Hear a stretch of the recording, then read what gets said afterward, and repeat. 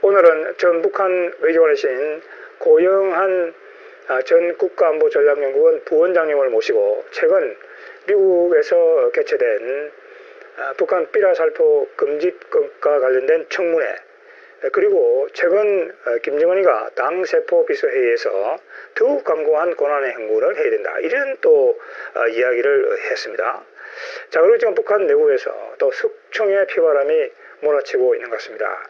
이 모든 문제와 관련해서 북한 전문가이신 고영한 부원장님을 모시고 이야기 나눠보도록 하겠습니다. 자, 원장님 반갑습니다. 네, 원장님 4월 15일 김일성이 생일날 미 하원에 톰 렌토서 국제인권위원회가 있습니다. 인권위원회에서 우리 국회가 통과시켜서 지금 시행되고 있는 삐라살포 금지법을 비판하는 그런 청문회가 열렸습니다. 이 청문회의 내용과 의의 우리가 어떻게 봐야 되겠습니까? 사실 뭐 한국 정부는 그건 뭐 개인들이 하는 뭐 일이라는 식으로 이렇게 가볍게 넘기려고 그러는데 사실 가벼운 게 아니거든요. 네. 그러니까 뭐 거기 저 토론 참가한 뭐 위원 중에 영김 위원이라고 이제 그 제가 한 뭐 7, 8년 전에 가서도 직접 만났던 사람이 이제 하원위원이 됐어요. 네. 영김 위원 한국계입니다. 영김 위원, 뭐 수잔 솔티, 뭐 디펜스 포럼 파운데이션 뭐 책임자, 이렇게 여러분들이 가서 이제 증언을 했는데, 저는 두 가지 북한에 대한 의미, 그러니까 왜 딱 4월 15일 김일성 생일날에 맞춰서 이 청문회를 열었을까? 그러니까 북한에 주는 약간 메시지도 있는 것 같아요. 첫 번째는, 그러니까 우리는 바이든 정부는 트럼프 정부가 신경을 안 썼던 북한 인권에 대한 문제를 우리가 들고 나갈 수 있다 하는 북한에 주는 약간 경고의 의미, 그리고 지적을 하는 의미가 분명히 있다고 보이고요.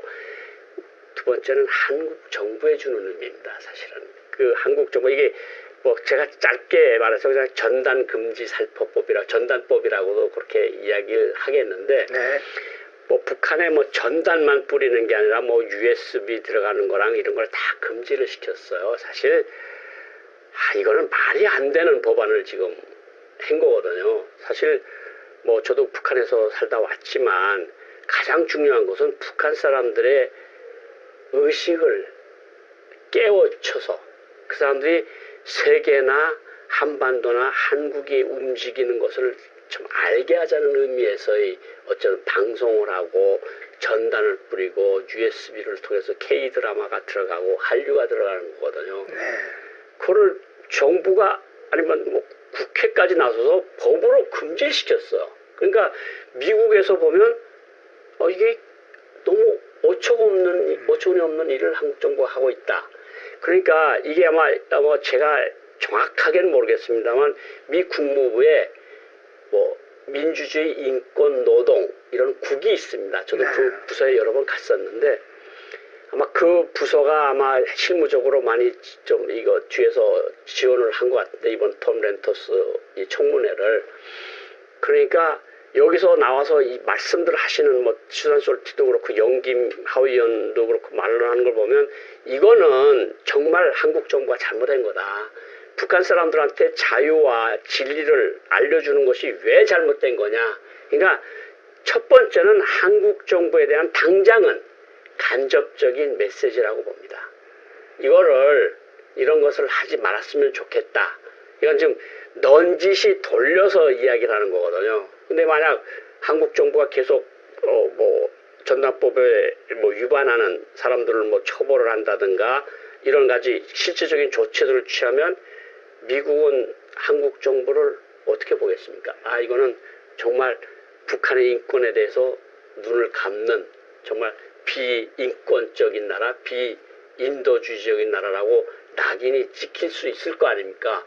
그러니까 뭐 지금 아마 여당이 그렇게 많고 친여 위원들이 많아서 이 법을 수정하거나 새로운 법을 통과시키기는 정말 쉽지가 않을 건데, 나는 여기서 통해서 좀 뭘 말씀드리고 싶은가 하면, 그 정부가 이 법을 시행하는 데서 신축성 있게 시행하면서 이 법을 점차적으로 없애는 방향으로 가야 된다. 신축성으로 해야 된다는 건 뭐냐면, 만약 예를 들어서 어떤 단체가 전단을 보내는데 뭐 공개적으로 뭐 방송을 언론사들 불러놓고 뭐 김정은 독재 타도 만세 이러면서 보내는 거는 사실 큰 의미가 없거든요.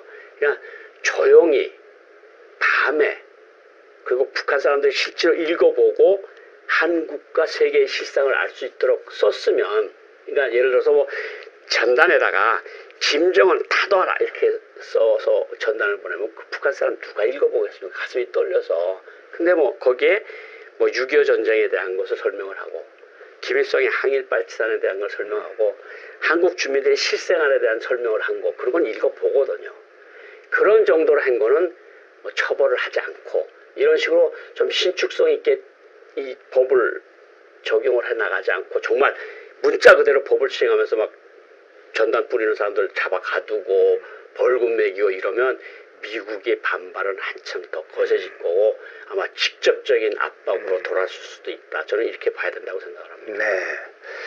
원장님 이제 과거에 이제 북한 외무성에 직접 근무를 하시고 그 다음에 이제 여러 가지 북한의 대외 정책과 관련해서 깊이 이제 관여하신 걸로 알고 있습니다. 지금 이번 이 청문회를 전후해가지고 휴먼 라이츠 워치라든지 이제 북한 인권 문제를 지금 위해서 열심히 노력하고 있는 세계 11개 인권단체가 바이든 대통령에게 직접 성한을 보냈습니다. 앞으로 이 지금까지는 북한 비핵화, 북한 핵 문제를 다룸에 있어가지고 인권 문제가 후순위로 밀려났다. 네. 그렇지만 인권 문제가 이 지금 11개 단체가 내놓고 있는 그 성명을 편지를 읽어보면은 인권 문제라는 게 결국 지역적인 문제가 아니다. 그래서 우선순위를 바이든 행정부가 좀 조정을 했으면 좋겠다. 그러니까 방금 말씀하신 대로 톰 렌토스 인권위원회가 개최했던 이 청문회, 그 다음에 지금 이 서한, 자, 이런 것들이 결국은 북한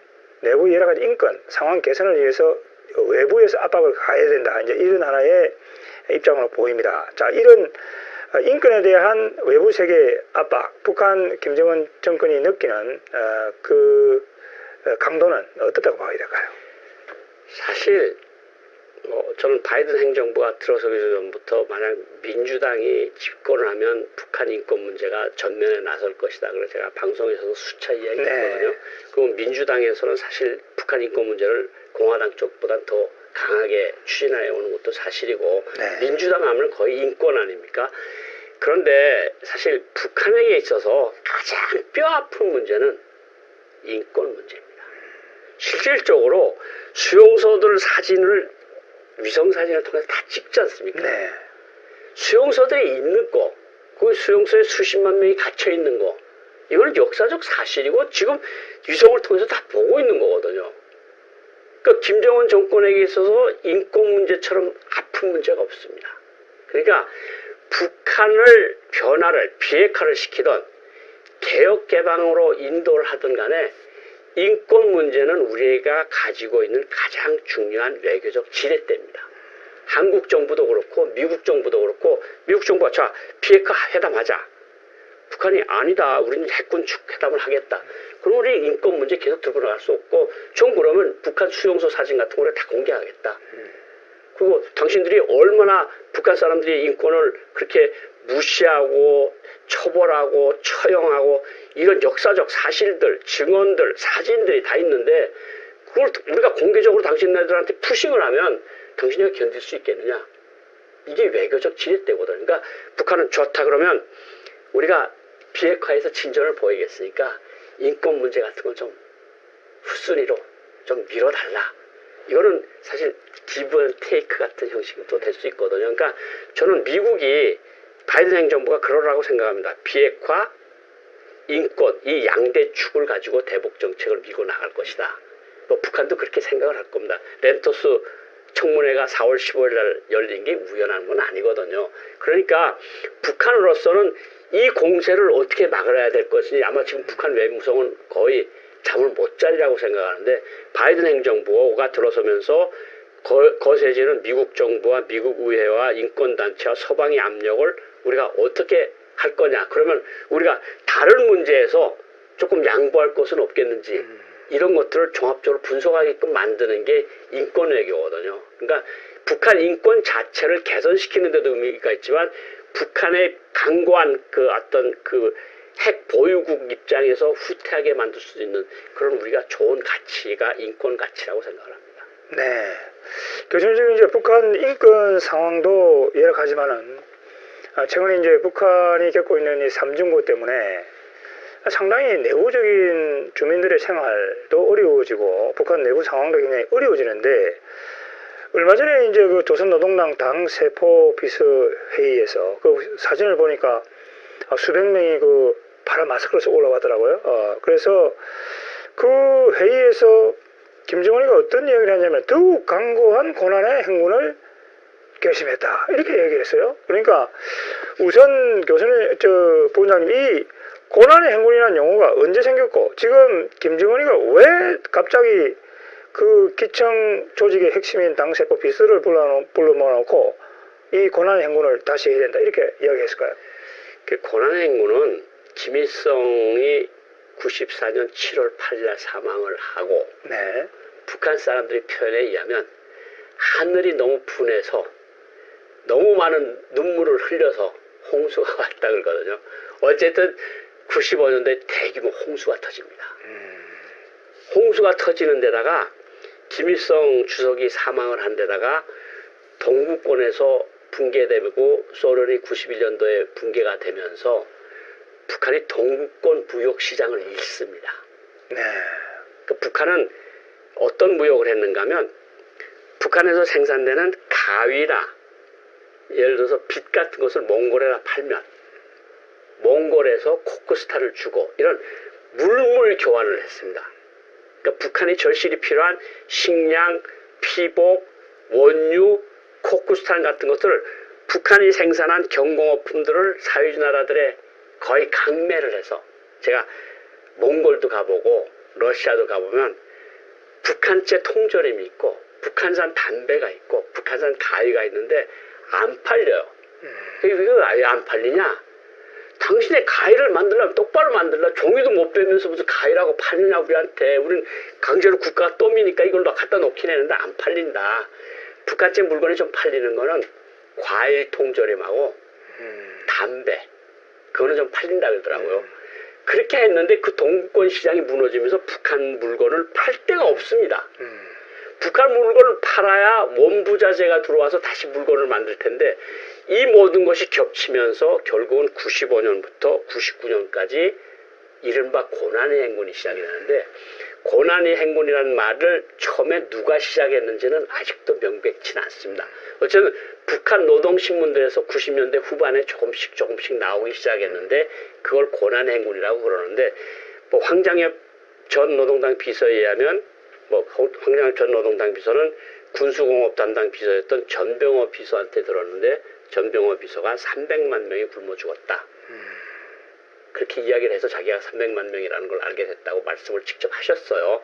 근데 고난의 행군이라는 어원은 언젠가 하면 1938년 39년도에 김일성이 소위 그 수십 명 되는 빨치산이 일본 토벌 때 쫓겨서 100일 동안 제대로 자지도 못하고 눈밭길을 걸어서 이렇게 후퇴했다는 걸 고난의 행군의 시점이라고 합니다. 김일성 장군이 그 고난의 행군을 물리치고 결국 나라의 광복을 100만 관동군을 없애고 나라의 광복을 이뤘다. 그러니까 그 사람들이 90년대에 사람들이 굶어 죽고 픽픽 쓰러지고 이러니까 고난의 행군이라고 명명을 합니다. 그래서 고난의 행군 때 당과 수령에게 충실했던 사람들, 그러니까 그냥 당과 수령이 이제까지 우리를 먹여 살렸고 우리를 보살펴 줬으니 당과 수령이 우리를 보살필 거다 했던 사람들이 거의 다 죽습니다. 그런데 그때 이약하게 내가 장사라도 해야 되겠다. 내가 하다못해 산에 가서 산열매를 팔고 산나무를 따서 팔고 내가 재봉틀 가지고 와이셔츠라도 하나 만들고 구두라도 하나 만들고 하는 그때 장사에 눈뜬 사람들이 살아남았거든요. 그러니까 북한 사람들이 고난의 행군 때 지난달에 그런 얘기를 합니다. 순한 양들은 다 죽고 늑대하고 여우만 살아남았다. 북한 사람들이 이야기를 하는 건데 그렇게 어렵던 고난의 행군이 95년, 99년 진행이 됩니다. 지금 고난의 행군 말이 왜 나오는가 하면 작년도 코로나 때문에 1월 30일부터 북중 국경을 닫았지 않습니까? 네. 북중 국경을 닫으면서 힘들어졌는데 뭐 전체 북한 교역량의 90% 이상이 북중 교역입니다. 북중 교역이 닫힌다는 게 뭘 의미하는가 하면 북중 교역이 닫히면 자력갱생을 하는 나라니까 자기네끼리 먹어 살리면 되는 거 아니냐. 그리고 뭐 북한의 석탄을 중국에 안 팔면 북한 사람들이 더 따뜻하게 지낼 거 아니냐. 저는 이걸 북한에 대한 약간의 그 어떤 편견 혹은 무지에서 나오는 얘기다. 왜냐하면 석탄을 캐는 사람들이 석탄을 캐서 중국에 팔아야 외화가 들어와서 그 외화를 가지고 괜히 무너지지 않게 그 세우는 것을 그 나무 기둥 세우고 전기를 움직여서 북한 국가 전기는 없으니까 발전기를 사서 기름을 해서 갱차가 왔다 갔다 하고 세우는 동발을 세우고 들어가서 일할 수 있는 사람들이 먹어야 될 거 아닙니까? 먹는 식량도 중국 위안화가 있으니까 먹는 건데 북한 그건 장사를 해서 하는 겁니다. 그러니까 장사를 100만 톤을 판다 그러면 그래서 100만 불을 벌었다 그러면 국가에 한 700만 불을 지도자나 국가에 바치고 30%는 갱에서 생산을 다시 할 수 있는데 쓸 수 있는 돈은 30%는 되거든요. 근데 북한 석탄을 팔면 정부가 규정한 국내 가격으로 석탄을 넘겨야 되는데 그러면 외화로 팔면 예를 들어서 1kg에 1달러라고 치면 국내산으로 국내에다 넘기면 그것이 1달러, 그러니까 1kg에 1,000원밖에 안 됩니다. 수출하는 가격보다 10분의 1이나 20분의 1밖에 안 됩니다. 그리고 북한 돈을 벌어왔자 북한 돈을 가지고 어디 가서 물건 살 것도 없거든요. 그러니까 무산철강이나 동북아 최대라고 하는 무산철강도 그리고 뭐 개천 탄광도 그렇고 외화가 들어가고 중국 돈이 들어가야 그러니까 휘발유도 생기고 타이어도 생기고 자동차 부품도 생기고 동발도 생기고 차광기도 생기고 이런 걸 해야 생산이 되는 거거든요. 이게 안 되니까 공장들이 거의 다 멎은 거예요. 그런데다가 작년도에 수해까지 일어납니다. 그래서 이제 말씀하신 삼중고가 일어나는데 제가 2월 25일 날 회령시장의 가격을 하나 말씀드리겠습니다. 아지노모토, 네. 한국에선 미원이라고 합니다. 북한 사람들이 미원을 굉장히 좋아합니다. 우리는 지금 미원을 안 치려는 어떤 캠페인이 벌어지고 있잖아요. 건강에 안 좋다고. 채석국에, 김치국에, 배추국에 미원을 안 넣으면 국이 맛이 없습니다. 그러니까 북한 사람들은 미원을 어떤 일이 있어서 살려고 합니다. 미원이 2020년 2월 달에 450g짜리 한 봉지에 5,000원. 근데 올해 2월 달에 450g 하나에 16만 5천원. 엄청나네요. 엄청나죠? 네. 그리고 북한 사람들이 설탕가루는 모든 것이 재료로 들어갑니다. 식료품을 만들고, 설탕은 2020년 1월 달에 5,000원, 올해 2월 달에 4만 5천원. 거의 10배입니다. 가격이 엄청나게 예. 폭등했네요. 밀가루는 2020년 1월 달에 4,700원에서 4,500원. 올해 2월 달에 28,000원에서 3만 원입니다. 근데 문제는 시장에 이런 물건들 자체가 없습니다. 러시아 외교관들이 그랬잖아요. 나가도 설탕가루 살 수가 없다. 신발도 파는 게 없어서 외교관들끼리 돌려 쓰고 있다. 이건 공식적으로 러시아 대사가 이야기하는 겁니다. 그러니까 모든 것이 힘들고 어려워지는 데다가 사실은 김정은이 그 2018년 6월 달에 트럼프 대통령한테 희망을 가지고 갔고 그래서 이제 풀린다. 그래서 북한 사람들이 신심을 가졌는데 2019년 2월 달에 하노이에 가서 하노이 회담이 결렬되면서 사람들이 결국은 도로 돌아서 도로매기가 됐다. 이런 이야기를 하는 건데 너무 힘드니까 김정은이 할 수 없이 6차 세포비서 대회에서 고난행군을 결심했다. 그러니까 사람들을 미리 당의 기층 조직 책임자들을 불러서 내가 고난의 행군을 하는 거니까 사람들은 이제 그 정신 단련을 시켜라. 사상 무장을 미리 시켜라 하는 거를 이야기를 하는 거거든요.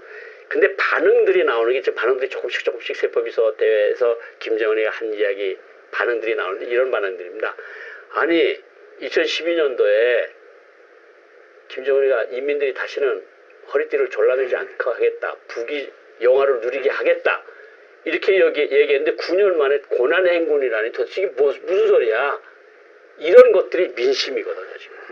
그러니까 북한이 얼마나 힘들면 300만 명, 그러니까 뭐 숫자에 조금씩 다릅니다. 50만 명에서 300만 명까지 수치는 조금씩 다른데 그렇게 큰 아사자가 나타났던 90년대 후반의 고난의 행군으로 다시 돌아간다는 말을 하는 걸 보면 북한 내부 상황이 얼마나 힘든가 우리가 간접적으로 알 수 있을 것 같습니다. 네.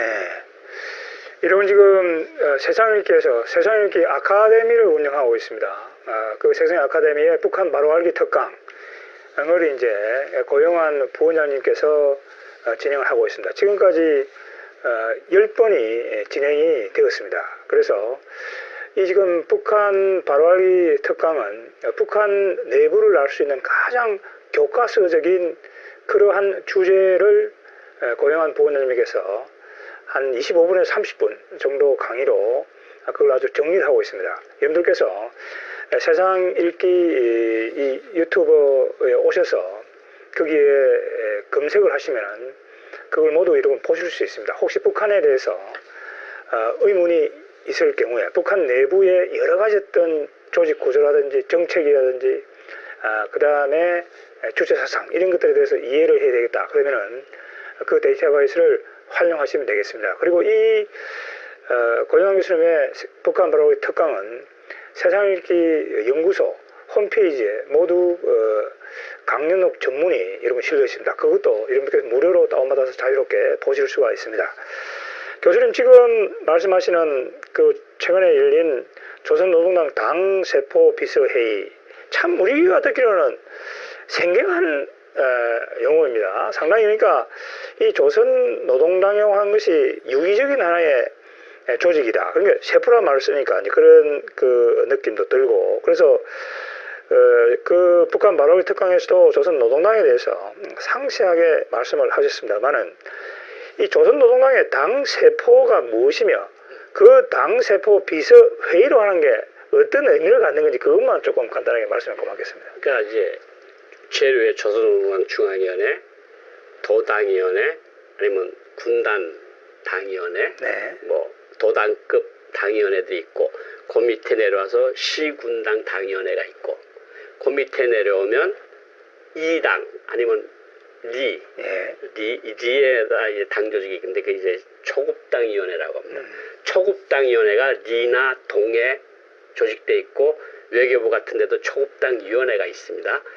초급당위원회 바로 밑에 제일 말단 기구가 세포위원회입니다. 조선노동당 세포당위원회. 세포는 어떻게 구성이 되는가 하면 조선노동당은 5명에서 30명까지가 한 개 세포입니다. 그러니까 우리 외교부 당시 6국 지금 이름 바꿨는데 당시 6국의 직원이 58명인데 당원들이 28명 정도가 있었거든요. 거기에 이제 세포 비서가 있는 겁니다. 그러니까 당의 가장 말단 조직인데 요 세포가 구성이 돼서 온몸이 구성되지 않습니까? 그렇습니다. 예. 그래서 온몸이 구성되고 몸은 노동당이라고 그러면 북한에서는 뇌수는 김정은이가 뇌수라 그러거든요. 그러니까 그 몸을 이루는 세포 조직들 말 그대로 세포 조직입니다. 그 세포 조직이 조선노동당 세포 조직인데 이게 어떤 의미를 가지는가 하면 세포 비서들은 어떤 사람이 하는가 하면 우리 제가 있었던 6국을 말씀을 드리면 6국의 국장이 있지 않습니까? 6국 세포 비서는 부국장 중이나 4명의 과장 중에서 1명이 세포 비서로 뽑힙니다. 당에 가장 충실한 사람. 끝까지 지도자에게 충실할 사람을 뽑아가지고 그러면 1년에 한 번씩 세포 당연의 비서를 다시 뽑는데 그거는 거의 그냥 위에서 내려매긴 사람이 뽑히는 겁니다. 그럼 뭐 회의가 아주 재미난데 자 세포 비서를 새로 뽑는데 세포 비서를 누가 됐으면 좋겠습니까? 그러면 어떠한 사람을 시켜요. 그러면 세포 비서가 지도부가 정한 보관이 있으면 보관을 말씀해 주시면 좋겠습니다. 그럼 이 사람이 고용하니까 좋습니다. 그럼 네 박수로 이 세포 비서 선거식인데 그 세포비서가 매 세포 당원들 그 세포에 있는 청년동맹이나 여성동맹 조직원들의 생활을 하루하루 봐가지고 그거를 하루하루 특이점들을 정리를 해서 외무성 당위원회에다 보고를 하고 그리고 일주일에 한 번씩 진행되는 당 생활 총화에서 그 사람이 회의를 개최를 하면서 국장동 뭐 그렇게 일하면 됩니까? 지금이 어느 때인데 아침 5시에 출근을 한단 말입니까? 3시에 출근을 해야지. 이렇게 하는 게 이제 세포비서거든요. 그러니까 세포가 굉장히 중요한 역할을 하고 전국의 세포비서가 이번에 평양에 6차 세포비서 대회를 했는데 한 10,000여 명이 참가를 했습니다. 그러니까 세포비서가 아마 12,000~13,000 명이 되지 않을까 이렇게 생각이 되는데 그러니까 북한 전국에 있는 세포비서들을 다 불러다가 사상교양을 하고 사상 총화를 하고 총화는 결산을 하고 김정은이 나서서 이제 세포비서들이 할 과제 너네들은 1년 동안 다음 세포 당대회가 있을 때까지 이렇게 하라는 것을 이야기하는 것을 강령적인 교실을 하셨다 이러거든요. 그런 거를 해서 고난의 행군을 해야 되는데 전체 군중들 앞에서 그걸 말하기는 그러니까 가장 충실하다고 세포비서 10,000명을 평양에다 모아놓고 자 너네들부터 사상무장을 해. 그리고 고난의 행군을 시작할 거야. 그리고 고난의 행군을 한다는 것을 김정은이가 지시를 하고 그 사람들이 내려가서 각 당원들을 다 모아놓고 그 세포 조직 안에 있는 청년동맹, 여성동맹, 농업근로자동맹, 직업총동맹 이런 사람들 데려다가 사상교양을 다시 하는 거죠. 근데 그 반응들이 나오고 있는 게 재미나요. 아니 세포비서가 무슨 힘이 있다고. 그러니까 그죠. 그게 저 당 총비서도 해결을 못하는데 세포비서가 무슨 무역 문제를 어떻게 해결하고 우리를 먹고 사는 문제를 어떻게 해결해. 결국 우리 모두 고생하라는 소리가 아니야. 하려면 도당 책임비서가 하든가 총비서가 해야지 이런 말들이 돌아다니고 있다고 합니다. 네. 자, 부원장님, 4월 15일이 이제 김일성이 생일인데, 김일성이 이 생일날 참배를 하는데, 참 이번에 공개된 사진을 보니까 또 특이합니다. 이번 사진을 보니까, 김정은이가 거기 있고, 그 다음에 좌측으로 박정천 총참모장이 있고, 오른쪽에 리설주, 그 다음에 조영훈이가 있습니다. 조직, 지도, 비서죠. 그죠? 그 다음에 김여정이, 현송원이, 다른 정치국 사무위원들은 없습니다, 이번에. 우리가 어떻게 봐야 될까요? 사실 비정상적인 게 4월 14일부터 15일 0시에 가서 하거든요. 그러면 원래 4월 15일 날 노동신문에 나와야 됩니다. 아니면 4월 15일 날 중앙 텔레비전에라도 나와야 되거든요. 5시가 보도 시간, 뉴스 시간. 저녁 8시가 메인 뉴스 시간, 북한은 주요 보도 시간. 그러는데 그때도 안 나오고 오늘 나왔어요. 근데 저도 북한을 이제까지 뭐 들여다보고 있지만 이렇게 가족 비슷한 것끼리 가서 참배하는 걸 보는 건 이번에 처음입니다. 그러니까 작년도에 김정은이가 태양절이라고 하는데 가서 참배를 안 했기 때문에 사망설이 막 나왔던 거 아닙니까? 근데 이번에는 가족에다가 당에서 책임자 하나, 군에서 책임자 하나 이렇게 가족적인 분위기에서 참배를 했어. 사실은 하려면 뭐 가족끼리 하려면 사실 김정은, 이설주, 김여정 3명만 가서 하는 게 맞는데 여기 또 현성월이를 낀 것도 너무 우스워요. 뭐 현성월은 뭐 제가 여러 번 방송에도 나왔지만 김정은과 오래전부터 친밀한 관계를 유지하고 있는 그러니까 뭐 그렇다 치는데 여기 또 조용은 당 제1인자 뭐 당 2인자겠죠. 김정은이가 1인자니까 뭐 군소열 1인자라고 그전에 총정치국장이 1인자였는데 이제 총정치국장이 밑으로 내려가고 이제 총참모장을 1인자처럼 만들어 놨더라고요. 그렇게 군과 당이 책임자들하고 이렇게 했는데 사실은 정치국 상무위원들하고 하든가 정치국 위원들 이상을 데리고 하든가 정치국 위원들 이상을 하면 군, 당, 정, 군 모든 책임자들이 다 들어가거든요.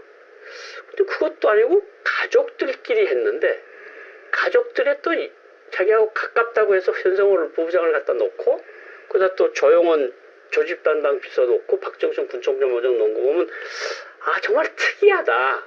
근데 더 특이한 거는 최령해가 사실 국가 서열 2위거든요. 최고상임위원회 위원장, 국무위원회 제1부위원장. 최령해랑은 총리랑 또 따로 가서 또 참배를 했어요. 이것도 굉장히 좀 이제까지 없던 그런 모습이거든요. 그러니까 북한 내부에서 그 코어에서 무슨 일이 벌어지고 있나 이런 거는 조금 더 분석이 필요가 아마 한 2, 3개월 지나면 그때 왜 그랬는지 이야기들이 흘러나올 건데 지금은 당장 어제 새벽에 진행되는 일이니까 아직 북한에서 어떤 소식도 들려오는 건 없는데 저도 보면 이게 가족도 아니고 아주 좀 이상한 참배다. 왜 저렇게 했을까? 그리고 왜 국가 2인자인 최령해는 따로 가서 했을까? 최령해하고 김정은 사이에 무슨 문제가 생겼는지 아니면 그냥 자기 생각에 그냥 나하고 가장 가까운 사람들은 요 사람뿐이야 하는 것을 어디 과시하고 싶었는지 아니면 북한 당원들이나 근로자들 볼 때 저 가족 모임이네? 근데 잘 모르는 사람은 현송우리가 왜 그 많은 부부장 차관급인데 왜 저기 들어갔지? 그런데 또 왜 가족 모임인데 당하고 군을 하나씩 넣었지? 이런 것들이 아마 북한 사람들 속에서 입으로 구전이 되는 그런 행사가 아니었나 이런 생각이 듭니다. 네. 부장님 이제 이 정치학을 연구를 해보면은 그 핵심에는 역시 권력이 있습니다. 이제 권력이라고 하는 것은 조금 전에 말씀하신 대로 조용원 조직 비서에게 권력이 집중이 되면은 결국은 그 권력을 또 견제하려고 하는 세력도 나오기 마련이죠. 나오기 마련이고. 근데 최근 언론 보도를 보니까 2018년 평창 동계올림픽에 김여정을 수행을 해가지고 서울로 왔던 조선노동당 정치군 최희가 숙청이 됐다. 장성택 숙청의 핵심적인 역할을 했던 조직지도부 부부장 박태성도 지금 행방이 묘연하다. 그다음 조금 전에 말씀하신 대로 4월 15일 날 그 생일날 행사에 다른 사람 싹 빼고 그냥 말씀하신 가족적인 자기 측근들만 데려왔다. 자, 이게 지금 김정은이가 다시 숙청 정치를 시작했다. 자, 그러다 보면 북한 내부 지금 이 그 분위기는 우리가 어떻다 봐야 될까요? 사실 최희라는 인물은 약간 전설적인 인물입니다. 그렇습니까? 최희라는 인물은 아버지가 그 김일성하고 같이 일한 김일성의 전우거든요. 이른바.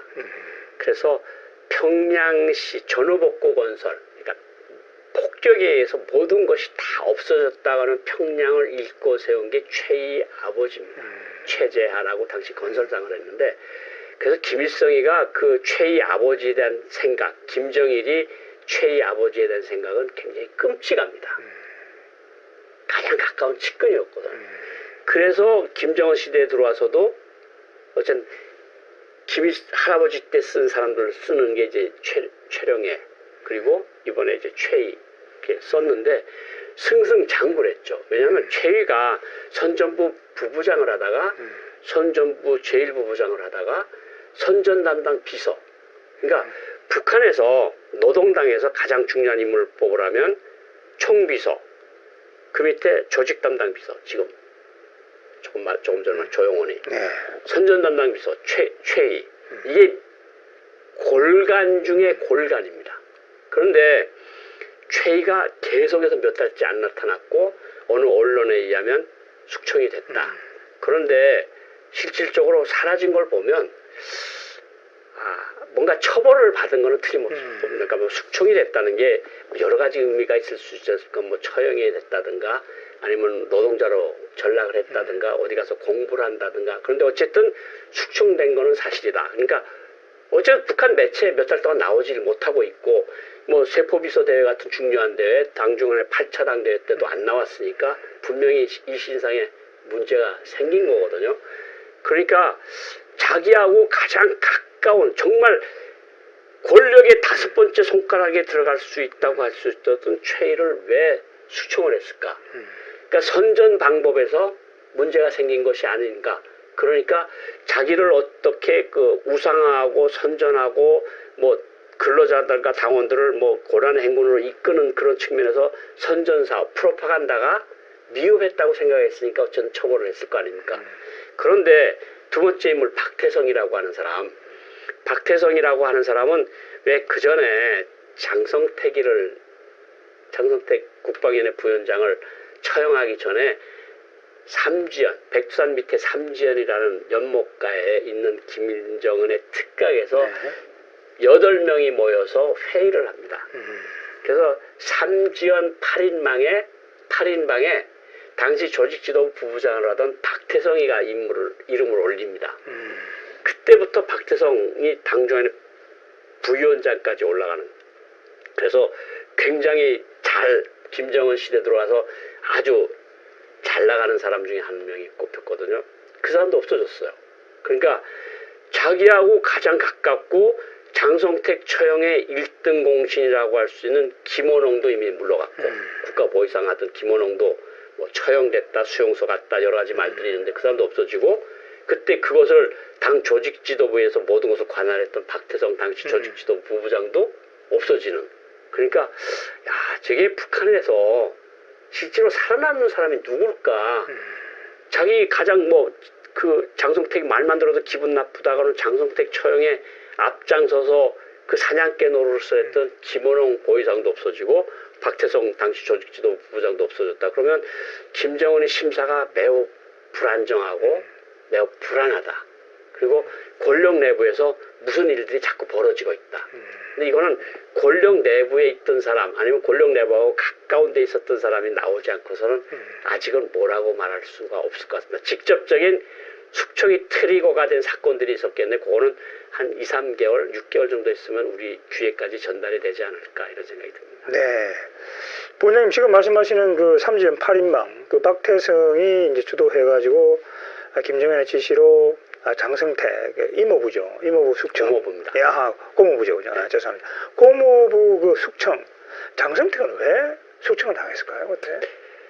그런데 뭐 여러 가지 설들이 있고 그 후에 장성택 처형 이후에 엘리트 탈북자들이 수많이 나왔는데 버전들이 약간 중심을 놓고 말하는 것들이 조금씩 차이가 납니다. 근데 첫 번째 다들 공감하는 것은 이인자 역할을 너무 크게 했다. 그러니까 장성택이 분파가 형성될 정도로 장성택의 위세가 높았다. 이게 첫 번째. 그리고 그 장성택의 태도가 자기의 위세가 올라가면서 지도자에게 약간 불손하게 대하는 태도들이 눈에 거슬리는 것들이 있었다. 뭐 회의장에 앉아서 다른 사람은 팍 앉았는데 장성택이 엉덩이에 거기 앉아 있거나 뭐 박수 이렇게 치고 이런 것들이 저거 어느 사람들이 봤을 거다. 두 번째. 그리고 세 번째로 꼽는 것들이 장성택과 김경희가 김정남을 키웠거든요. 김정일의 아들. 그리고 장성택과 김경희가 치료를 받으려 싱가포르나 말레이시아에 자주 나갔습니다. 임플란팅 치료를 하는 것도 나가는데 나갈 때마다 김정남이를 만났고 김정남이에게 돈을 줬고 그것이 또 메인으로 자기 잠재적인 라이벌인데 왜 감싸고 도느냐. 그리고 북한의 경제 이권을 거의 뭐 좌지우지했다. 그래서 북한에서 돈이 되는 원유 사업, 휘발유 디젤 사업, 석탄 수출 사업 이런 것들을 장성택이가 지도하는 행정부가 많이 월권 행위를 했다. 대체로 네 가지가 장성택 처형의 원인들로 이야기하는 그런 엘리트 탈북자들의 증언입니다. 네. 자, 부원장님, 그리고 장성택 숙청 이전에도 북한 내부에 유경이라는 그런 인물들. 그러니까 이게 한국을 다녀간 사람들이 북한 올라가면 많이 숙청을 당했어요. 네. 예를 들면 유경이라든지 또 다른 사례들이 있는 건데 그것도 좀 간단하게 말씀해 주실게요. 유경 부부장은 국가안전보위부 반탐 담당 부부장입니다. 반탐이라는 것은 한국 국가정보원을 직접 대상으로 하고 CIA 등을 직접 대상으로 하는 북한에서는 아주 중요한 자리입니다. 유경이 어느 정도로 승승장구를 하는가 하면 김정일 위원장이 살아있을 때 자기 집에 조차를 해서 고용이가 차린 음식을 먹게 한 사람이 몇 명 안 됩니다. 그럼 엄청난 실시네요. 유경이 와이프를 데리고 거기 거의 단골 손님처럼 다니는 그런 정도의 신임을 받았던 사람이고 공화국 영웅칭호까지 받고 굉장히 잘 나가는 사람인데 결국은 한국에 갔다 온 것이 발목이 잡힙니다. 그 사람이 MB 때 한국을 왔댔거든요. 이명박 대통령 시절에 왔고 정상회담 준비하고 뭐 이런 것 때문에 왔다 갔다 했는데 그 사람이 죄목은 한국 국정원과 내통해서 지도부의 비밀을 팔아먹은 놈 이런 거로 처형이 됐는데 총살됐습니다. 그건 국가안전보위부에서 근무하던 사람이 여러 명이 나왔는데 그것은 다 공통적으로 이야기를 하는 건데 트리거로 된 사건이 있었다고 합니다. 근데 그게 김정일과 그런 정도로 가까운 사이였으면 다들 당과 보위부에서 다 알 거 아닙니까? 아, 저 사람은 보위부장보다 더 센 사람이야. 저 사람은 당중에 조직 담당 부부장보다 더 센 사람이야. 이렇게 생각을 하고 있으니까 이 사람이 또 자기 특권을 누릴 거 아닙니까? 그러니까 뭐 어디 가서 마사지를 받고 어느 특별한 식당에 가서 달러 현금을 물수도 삼면서 쓰고 근데 이런 것들이 아까 말한 조직 지도부로 통보망을 통해서 다 잡히는 거거든요. 어느 사람이 창강원에 와서 어떤 여자를 데리고 와서 목욕을 하고 뭔가 이상한 짓을 했다. 그러면 국가안전보위부나 조직부에서 그걸 자료를 차곡차곡 쌓았습니다. 근데 지도자가 신임을 하는데 이 사람이 이런 짓을 합니다. 뭐야 너? 그렇게 잘못된 사람 또 여러 명이 있거든요. 내가 믿는 사람인데 너가 뭔데 그런 사람, 그 사람에 대해서 해. 그래서 날아간 사람이 많습니다. 그러니까 유경이 다니면서 이런 일들을 많이 했는데 어느 날 아침에 이제 오전에 김정일이 유경을 찾습니다. 유경이 핸드폰도 안 되고 보위부에 전화를 걸어도 안 오는 사람이 없고 그러니까 아니 유경이 어디 간 거야? 찾아봐. 김정일이 급한 일이 있었던 모양입니다. 찾았는데 그때 어떤 밀실에 가서 마사지를 받고 있었다 그래요. 그러니까 핸드폰이랑 다 끄고 있었던 겁니다. 그러니까 지도자하고 연결되는 직통전화가 있을 거 아닙니까? 그렇죠. 그 직통전화도 안 받고 사무실에서 오는 전화도 안 받고 행방불명이 되니까 김정일이 화가 났을 거 아닙니까? 그러니까 저 친구가 왜 저러고 다니는지 알아봐. 이게 트리거가 됐다 그럽니다. 그러면서 조사가 들어가고 검열이 들어가면서 결국은 한국에 왔다 간 것이 문제가 되고 뭐 네가 돈이 뭐 집을 수색을 했는데 달러 현금이 또 적잖게 나왔나 봅니다. 이거는 너가 남조선 국정원하고 CIA가 너 기본 적대하는 너가 기본 사업 대상인데 거기서 돈을 안 주고 넌 국가에서 돈을 외화로 줄 수 있는 사람이 아닌데 이 돈 어디서 나타났어? 이러고 계속 잠을 안 자고 뭔가 하면 다 나올 거 아닙니까? 그래서 간첩으로 걸려서 죽는 거거든요. 그 장성택이도 한국에 왔다 간 것이 발목이 잡혔다는 말도 있습니다. 장성택이 그때 총리하고 같이 한국에 왔댔지 않습니까? 그래서 한국에 와서 뭐 그때 여러 가지 일화 중에 그런 이야기들도 있더라고요. 다들 북한 총리랑 나와서 기다리는데 장성택이 안 나온 거예요. 어디 가야 되는데. 그러니까 한국 관계자들이 북한 관계, 장성택 부장 어디 갔습니까? 빨리 나와야 갈 거 아닙니까? 모른다. 사무실 집에 있는 것 같다, 룸에. 그럼 깨우십시오. 누가 깨우겠습니까, 장성택 부장? 총리까지도 이럴 정도로 장성택이 위세를 떨쳤거든요. 근데 이런 것들이 다 조사하면서 다 들어갔다고 그러거든요. 그러니까 하여간 한국에 갔다 와서 뭐 국가정보원이든가 청와대 뭐 아주 실세를 만나고 갔던 사람들이 운명이 대체로 좋지 않습니다. 그게 간첩 누명을 씌우면 뒤집어 쓰이게 돼 있거든요. 그래서 북한 간부들 속에서도 한국에 가는 거를 별로 썩 좋아하지 않는다. 이런 말들이 있습니다. 네. 자, 부원장님, 또 몇 가지 조금 더 여쭤보고 싶은 게 북한이 도쿄올림픽을 참석하지 않겠다. 불참을 발표를 했습니다. 그 배경은 우리가 어떻게 봐야 될까요? 그게 이제 아직은 북한 정부나 뭐 이런 입장으로 나온 게 아니고 올림픽위원회, 조선 올림픽위원회 정기총회에서 이런 걸 결정했다. 불참을 결정했다고 나왔는데 또 뭐 한국통일부나 뭐 한국정부 당국자들은 정부에서 공식 발표한 게 아니니까 아직은 두고 봐야 된다 이런 말이 있는데 이런 것들이 나올 때 김정은의 지시를 받지 않고 이런 게 나올 수가 없습니다. 네. 그러니까 김정은은 마음을 굳혔다고 보면 될 것 같고요. 그러면 왜 그럴까? 크게 몇 가지가 있을 것 같습니다. 미국과의 관계입니다. 미국과의 관계가 하노이 노딜 이후에 아무것도 안 되지 않습니까? 그리고 바이든이 들어가서 아직 대북 정책이 결정이 안 됐는데 가면 미국 사람들이 만나겠는데 미국 사람들하고 만나서 대통령하고도 해결이 안 됐는데 미국 체육계 인사들하고 만나서 무슨 문제가 해결될까? 첫 번째, 일본과의 관계입니다. 미국이 북한과의 관계를 풀지 않고 제재를 풀지 않는데 일본 사람들이 뭘 할 수 있을까? 일본 사람들을 만나봤자 일본 정부가 가장 북한하고 관계에서 관심을 가지는 일본의 납치자 문제만 진짜 이야기할 것이 아니야. 이것도 의미가 없다. 세 번째, 한국입니다. 우리 대통령이나 정부가 동경올림픽을 통해서 북한과의 대화의 모멘텀을 다시 이어가겠다. 그건 대통령도 여러 번 말씀을 하셨어요. 그렇잖아요. 네.